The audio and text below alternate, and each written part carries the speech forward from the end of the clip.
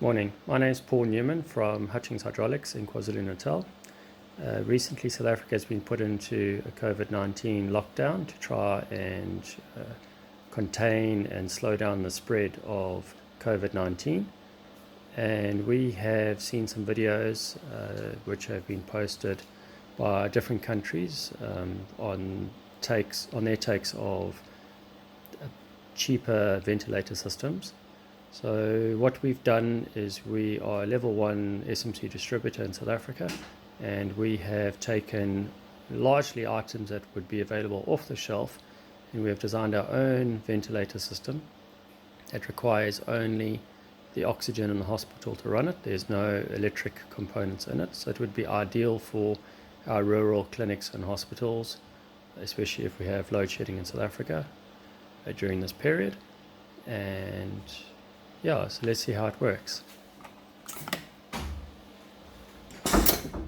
So the air will come through a lockout valve into a 5 micron filter regulator and then a 0.3 micron filter.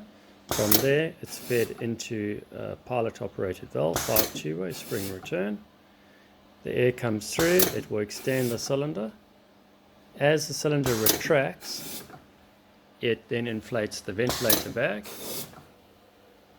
And when the cylinder extends, it would compress the ventilator bag, so that would be repositioned to take that into account.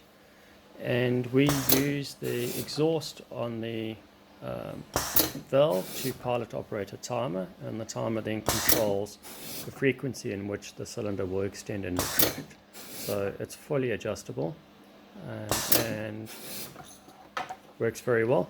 If you have any questions or need any further information, please do not hesitate to contact us on 031 301 6422 or pauln@rmsandhh.co.za.